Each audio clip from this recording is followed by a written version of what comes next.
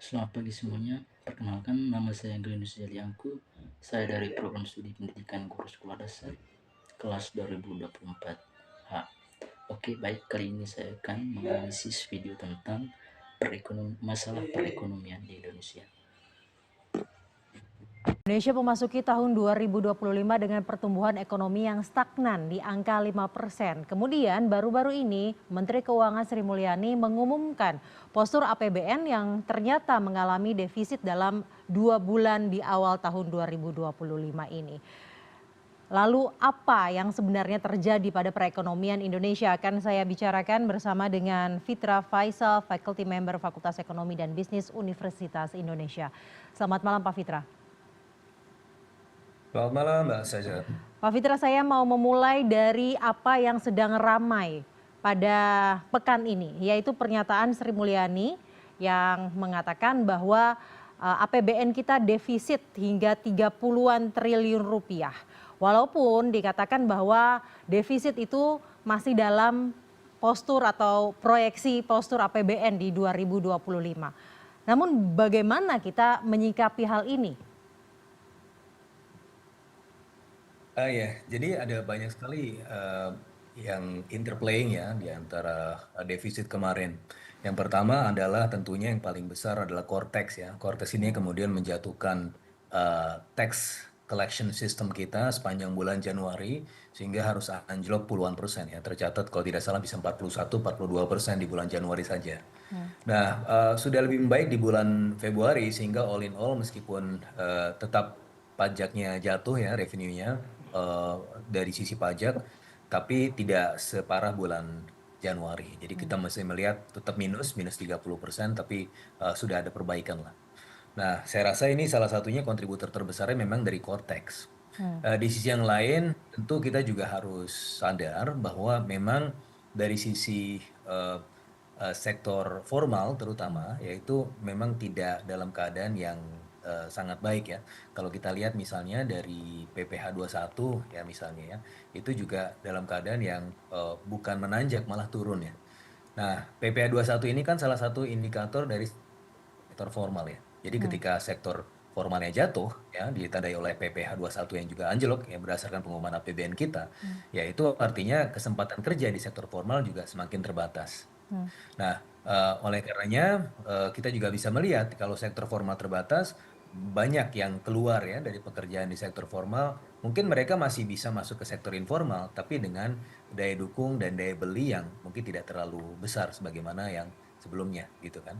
Nah, kalau dari sisi defisit memang tadi Bu Sri Mulyani juga sempat menyampaikan bahwa belanja di tahun ini memang sudah digas di front load gitu kan, karena memang ada beberapa prioritas pembangunan di awal tahun. Tapi sebenarnya kalau dibandingkan dengan tahun lalu, pengeluaran di tahun ini, Januari Februari, itu tidak lebih besar ya dibandingkan di tahun lalu. Yang menyebabkan terjadi defisit adalah karena memang penerimaan negara dari sisi pajak itu memang anjlok gitu kan. Kalau kita lihat penerimaan negara secara umum anjlok 20% secara year on year. Nah ini yang kemudian harus menjadi kewaspadaan gitu kan. Sehingga ke depan tentunya daya cengkram APBN menjadi terbatas kalau misalnya revenue-nya tidak optimal. Ya, belanja pemerintah ke sektor-sektor prioritas akan semakin membebani kapasitas fiskal kita kalau memang tidak ditopang dengan penerimaan yang baik ya. Terbukti bahwa selama 4 tahun terakhir ini adalah defisit pertama ya di awal tahun ya. Biasanya di tahun-tahun ini di awal tahun kuartal pertama itu masih positif ya, masih surplus ya. Tapi sudah defisit karena memang salah satunya dari sisi shortfall dari sisi revenue, Mbak Saja. Selain karena shortfall dari posisi penerimaan APBN, penerimaan pajak dan lain sebagainya, apakah kemudian program-program baru pemerintah, kemudian juga adanya kabinet yang cukup besar saat ini, karena kalau kita merujuk pada studi yang telah dilakukan oleh FEBUI sendiri, sebenarnya ada faktor-faktor seperti program-program baru pemerintah dan juga belanja operasional dari kabinet yang lebih besar sekarang itu juga berpengaruh cukup besar terhadap defisit. Apakah itu benar-benar mengalami atau berpengaruh sebesar itu, Pak Fitra? Seperti yang saya sampaikan tadi, jadi ini belum terefleksi di belanja ya. Kalau kita lihat belanja sekarang sampai bulan Februari itu masih catatan saya 348 triliun. Di tahun lalu Januari Februari 374 triliun. Jadi kalau ada yang melihat bahwa ini karena beban belanja terlalu besar, enggak juga. Hmm. Karena masih lebih kecil dibandingkan dengan periode di tahun lalu ya. Apalagi kita juga ada beberapa penyesuaian anggaran ya dari yang sebelumnya itu anggaran yang tidak produktif ke arah yang lebih produktif. Nah ini kan belum kelihatan ya. Hmm. Jadi belum kelihatan juga di pola spendingnya yang kemudian membengkak secara signifikan. Yang mana ini bagus karena kalau dibandingkan dengan tahun lalu aktivitas front loading di awal tahun ini itu tidak terlalu kemudian membebani negara lah. Nah, yang jadi masalah sebenarnya lebih ke arah potensi revenue-nya saja, Mbak saja. Saya belum melihat sama sekali ada beban yang berlebih di sisi belanja gitu ya. Secara empiris saja datanya mengatakan seperti itu. Yang jadi masalah adalah memang karena tax collecting-nya itu ada delay ya, dimulai dari bulan Januari ya. Mudah-mudahan ini bisa di-collect sampai bulan April dan Mei ya. Mudah-mudahan ada perpanjangan waktu sehingga kemudian tax collecting mekanismenya bisa kembali lagi ke level awal keseimbangannya. Tapi memang betul kalau kita lihat di awal tahun ini kalau dari sisi performa ekonomi sebenarnya kita juga patut waspada karena performa ekonomi inilah yang kemudian juga bisa kita lihat menjadi salah satunya basis penerimaan pajak ke depan. Nah, Hmm. apa performa ekonomi yang perlu kita waspadai? Di awal tahun ini, di bulan Februari ya, itu sudah ada deflasi minus 0,09%. Dan ini deflasi pertama semenjak 25 tahun terakhir. Dan kalau kita rujuk lagi dari bulan Januari, itu Januari inflasi memang, tapi inflasinya terlalu kecil ya, 0,76% year on year. 2 bulan ini berturut-turut Januari dan Februari itu masih di bawah konsensus ekonom. Nah, ekonom untuk bulan Januari inflasinya 1,8%, yang terjadi realisasinya 0,76%. Bahkan di bulan Februari itu konsensus ekonom 0,4 sampai 0,5%, padahal Hmm. realisasinya itu justru negatif ya, minus 0,09%. Ini artinya apa? Artinya dari satu sisi ya memang pemerintah kalau kita lihat dari sisi supply itu berhasil untuk mengendalikan harga-harga. Ini panen raya di Januari Februari, harga-harga terkendali yang kemudian juga ada intervensi dari sisi supply, pemerintah juga memberikan subsidi PLN ya untuk konsumen 50% dan ini cukup signifikan untuk kemudian mengendalikan harga. Tetapi permasalahannya adalah seharusnya demand di bulan Januari dan Februari juga tinggi ya, karena ini adalah periode festivities menjelang Ramadan dan sudah apa namanya melewati akhir tahun. Sehingga harusnya Januari dan Februari ini meskipun tren inflasi rendah tapi tidak serendah ini. Nah, maka mayoritas ekonom kemarin memang agak miss gitu ya karena ekspektasi kita adalah demand-nya lebih di atas. Bahkan bukan hanya ekonom yang miss, produsen pun miss. Hmm. Karena produsen kemarin juga kalau kita lihat dari Purchasing Manager Index in Manufacturing di bulan Februari itu 53,9. Ini salah satu yang tertinggi aktivitas industrinya selama beberapa bulan terakhir lah, menanjak terus ya. Dimulai dari bulan Desember kemudian langsung Januari dan Februari. Nah, permasalahannya adalah mungkin mereka melihat produsen bahwa apa seperti sebagaimana ekonom, mereka melihat bahwa seharusnya bulan Februari ini demand-nya naik tinggi. Tapi sepertinya demand-nya suboptimal sehingga ini juga bisa menghadirkan semacam kesulitan juga untuk si produsen terutama ya kalau Hmm. misalnya barangnya itu kemudian tidak diserap oleh pasar sehingga akan menimbulkan inventory cost buat mereka, marginnya semakin tipis dan kemudian akan mendiscourage mereka untuk kemudian melakukan ekspansi industri sepanjang tahun ini. Nah, ini yang kemudian harus kita waspadai. Dan oleh karenanya ya perlu diberikan stimulus-stimulus ya yang Hmm. memadai ya. Meskipun itu tentu ada konsekuensinya. Konsekuensinya mungkin defisitnya akan membesar ya.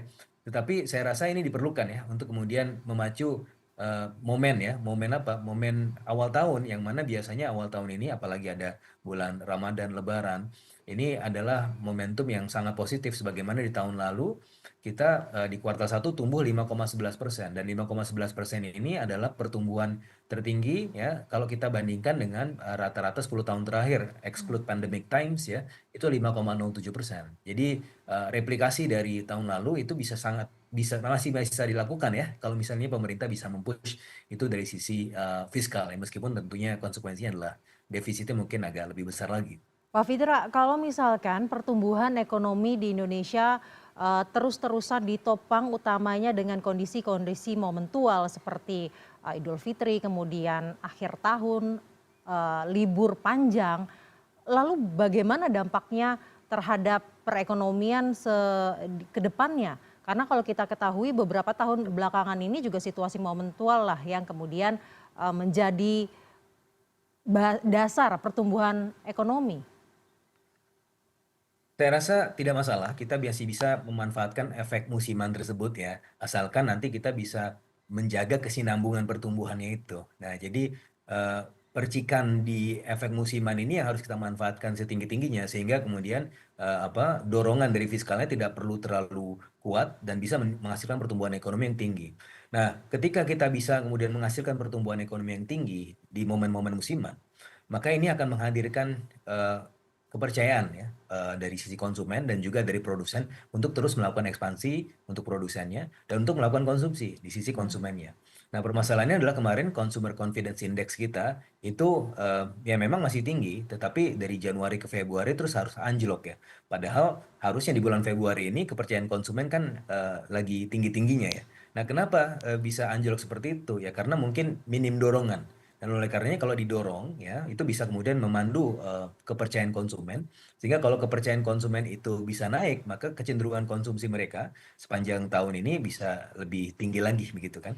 Apalagi yang tentu harus kita pacu adalah bagaimana kelompok menengah ke atas nih untuk bisa terus melakukan konsumsi. Karena selama ini mereka cenderung melakukan aktivitas hindar resiko dengan kemudian masuk ke instrumen-instrumen yang sifatnya safe haven.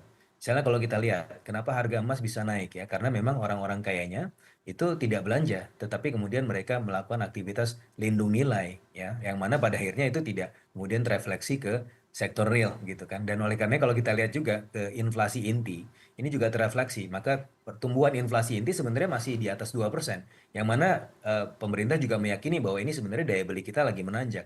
Cuma masalahnya kalau emas itu dikeluarkan dari inflasi inti, ya inflasi kita sebenarnya inflasi inti bahkan inflasi inti sekalipun itu juga rendah ya cuma 1,6 1,7%. Artinya memang dari sisi ini sebenarnya daya beli kita sedang turun.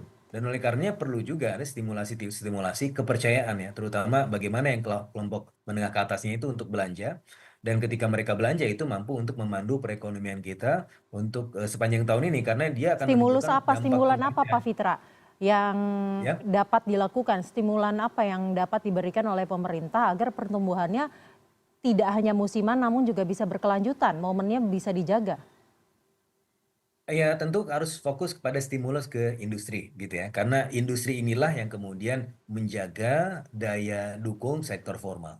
Nah, kalau kita lihat tadi yang seperti saya sampaikan di awal, bagaimana PPh satu itu kan harus anjlok ya di awal tahun ini. Kenapa? Karena kalau kita lihat kemarin kan juga ada banyak PHK ya, industrinya harus tutup, pilot dan seterusnya sehingga kemudian berefek pada aktivitas PPh satu. Nah, oleh karenanya butuh sekali untuk kemudian membangun industri supaya lebih solid sehingga bisa menciptakan tenaga kerja di sektor formal. Nah, dengan demikian ini bisa jauh lebih sustainable ketimbang hanya memperhatikan faktor-faktor musiman saja. Jadi faktor-faktor musiman itu kita anggap sebagai bonus. Hmm. Tapi dari sisi yang lain kita juga harus menjaga kesinambungannya. Bagaimana caranya? Ya pilar industrinya memang harus diperkuat. Di mana sekarang sumbangan dari sektor industri terhadap GDP kita tinggal 18 atau 19% aja. Itu Padahal di art awal 2000-an itu bisa artinya 26 20% baik, itu ya. artinya sebenarnya isu produktivitas yang harus diperbaiki dan ditingkatkan oleh pemerintah. Betul, betul. Jadi kita harus kemudian membuat aktivitas ekonominya itu lebih banyak berdaya gitu kan dan oleh karenanya memang sektor formal harus difasilitasi dengan baik ya. Kalau tidak ya artinya ya efek musiman ini kan memang di satu sisi menghadirkan keleluasan-keleluasan ekonomi tapi jangka pendek saja. Bagaimana nanti ada penciptaan tenaga kerja karena apa? Karena demand-nya meningkat di faktor-faktor musiman. Tapi setelah efek musiman itu selesai ya pekerja-pekerja ini kemudian harus ya tidak bekerja lagi begitu Hmm. kan. Ini kan jadi permasalahannya. Tapi berbeda ketika sektor industri formal misalnya yang dibangkitkan. Nah, ini yang kemudian bisa memberikan efek sustainability di jangka panjang dan kemudian bisa meningkatkan daya beli masyarakat. Ya, selama ini daya beli masyarakat memang cenderung tertinggal ya karena memang mereka terlempar dari sektor kerja formal. Sejauh ini Pak Fitra bagaimana melihat rencana pemerintah dalam meningkatkan produktivitas agar pertumbuhan ekonominya bisa tercapai yang ambisius itu 8%? Ya, jadi kan ada Impres 1 2025 ya. Mbak Saja ya, itu sebenarnya adalah bertujuan untuk kemudian realokasi anggaran dari yang sebelumnya tidak produktif menjadi ke lebih produktif. Ya bagaimana kita melihat kemarin sampai Satuan 9 Bu Sri Mulyani juga sempat cek bersama Pak Presiden, masa ada ATK yang 44 triliun gitu kan. Ini kalau dialihkan ke sektor-sektor yang memiliki dampak pengganda ekonomi yang tinggi, ya tentunya ini sangat signifikan gitu kan. Nah ini yang kemudian harus diperhatikan juga ke depannya. Dan yang juga paling penting adalah bagaimana kalau pemerintah sekarang juga sudah fokus kepada membangun industri. Nah, Danantara kemarin kan dibangun yang salah satunya adalah untuk memberikan keleluasan finansial kita untuk bisa kemudian mendukung sektor industri ini supaya lebih berdaya. Karena selama ini sektor industri kita masih ya kembang kempis karena memang dukungan pendanaannya cukup terbatas. Dan oleh karenanya perlu investasi yang memadai ya untuk kemudian membangkitkan sektor industri kita. Tapi itu saya tidak cukup ya. Kita perlu juga pemerintah untuk di jangka menengah panjangnya investasi di SDM. Selama ini investasi yang masuk ke Indonesia itu tidak mampu diserap dengan baik ya dari sisi aspek lokalnya atau yang biasa disebut sebagai absorptive capacity karena kualitas SDM, kualitas institusional dan kualitas infrastrukturnya juga relatif tertinggal. Dan oleh karenanya pengayaan di tiga pilar tersebut, infrastruktur, SDM dan institusi ini penting sekali ya untuk kemudian bisa meningkatkan absorptive capacity dari investasi yang masuk dan juga untuk membagikan industri supaya lebih sustainable, Mbak Staja. Jadi dengan melihat kondisi saat ini baik di domestik maupun di pasar global, sebenarnya pertumbuhan ekonomi 8% yang ditargetkan bisa tercapai? Di atas kertas, hitung-hitungan saya, kita memang membutuhkan effort yang tinggi ya. Kalau dari sisi kebutuhan investasi, 10.000 triliun yang terbagi di 6 sektor utama ya. Ada energi, ICT, kemudian housing, transportasi, ada water sanitation, dan water resources. Nah ini sebenarnya di atas kertas bisa saja, Mbak saja. Tapi kan kalau kita bicara ini uangnya dari mana? Nah uangnya ini yang kemudian harus kemudian diusahakan. Maksimum 3.000 triliun dari dalam negeri, 7.000 triliun dari luar negeri. Dan oleh karenanya perlu ya sekali kita untuk kemudian menarik investasi asing masuk ke sini dan dan untuk itu harus diperkuat ya, absorptive capacity-nya itu. Dan juga dari sisi ini kita juga harus bisa kemudian mensetir ya investasi-investasi masuk itu untuk bisa ke sektor-sektor yang pertama yang bernilai tambah tinggi, yang kedua menghasilkan return yang tinggi juga dan tentu punya efek pembangunannya. Dan oleh karenanya saya rasa salah satu jawaban dari semua itu harusnya Danantara ya. Secara ideal kan kita mengharapkan supaya Danantara menjadi lead investment ya untuk kemudian juga menarik investor-investor asing untuk kemudian fokus pada sektor-sektor prioritas tersebut, Mbak Saja. Baik, terima kasih Pak Fitra telah bergabung bersama kami, Fakulti Member Fakultas Ekonomi dan Bisnis Universitas Indonesia, Fitra Faisal. Sama-sama. Oke, baik, selanjutnya saya akan menjelaskan beberapa masalah dalam video tadi. Yang pertama, pendahuluan. Video tadi menyatakan bahwa kondisi perekonomian nasional yang secara statistik terlihat cukup baik, namun tidak sepenuhnya dirasakan oleh masyarakat luas. Narasumber dalam video tadi menjelaskan adanya kontradiksi antara data makroekonomi dan realitas ekonomi mikro yang dihadapi masyarakat sehari-hari. Oke, baik, yang pertama pertumbuhan ekonomi yang bersifat semu. Dalam video dijelaskan bahwa Indonesia mencatat pertumbuhan ekonomi positif yang sering dijadikan indikator keberhasilan pemerintah. Namun, pertumbuhan tersebut tidak merata dan tidak inklusif. Pertumbuhan ekonomi yang tidak merata berpotensi menimbulkan ketimpangan sosial dan ekonomi. Yang kedua, melemahnya daya beli masyarakat. Video menyoroti bahwa daya beli masyarakat menurun. Meskipun inflasi terlihat terkendali secara data. Penyebab utama yang pertama, harga kebutuhan pokok meningkat. Yang kedua, biaya pendidikan dan kesehatan naik. Yang ketiga, pendapatan masyarakat stagnan. Akibatnya, yang pertama, konsumsi rumah tangga melemah. Yang kedua, masyarakat menahan pengeluaran. Yang ketiga, aktivitas ekonomi melambat. Konsumsi rumah tangga merupakan penopang utama perekonomian Indonesia. Yang ketiga, tekanan terhadap kelas menengah. Salah satu fokus utama video adalah kondisi kelas menengah yang semakin tertekan. Masalah yang dihadapi kelas menengah. Yang pertama, biaya hidup meningkat. Yang kedua, pajak dan cicilan meningkat. Yang ketiga, tabungan menipis. Jika kelas menengah melemah, yang pertama, konsumsi nasional menurun. Yang kedua, stabilitas ekonomi terganggu. Yang ketiga, risiko peningkatan kemiskinan meningkat. Yang keempat, masalah ketenaga kerjaan. Video menjelaskan bahwa meskipun angka pengangguran menurun, kualitas pekerjaan masih menjadi persoalan besar. Fakta yang disorot adalah yang pertama, banyak lapangan kerja bersifat informal. Yang kedua, upah rendah. Yang ketiga, minim perlindungan tenaga kerja. Dampaknya, produktivitas nasional rendah. Yang kedua, kesejahteraan pekerja tidak meningkat.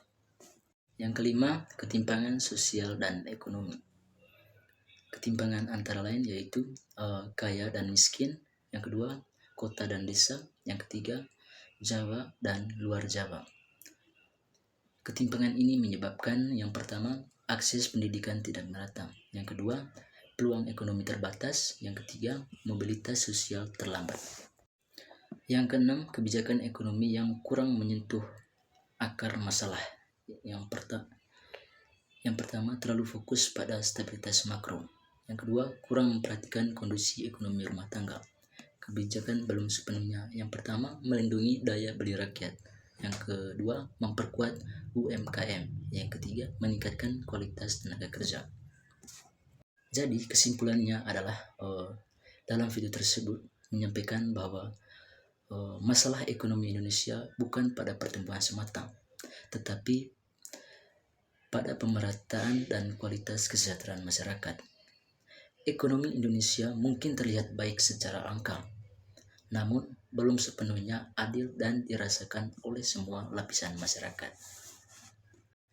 Berikut adalah pesan akhir dari video tersebut adalah yang pertama, untuk memperbaiki kondisi ekonomi Indonesia diperlukan yang pertama, kebijakan ekonomi yang berpihak pada rakyat. Yang kedua, penguatan kelas menengah. Yang ketiga, penciptaan lapangan kerja berkualitas. Yang keempat, pemerataan pembangunan.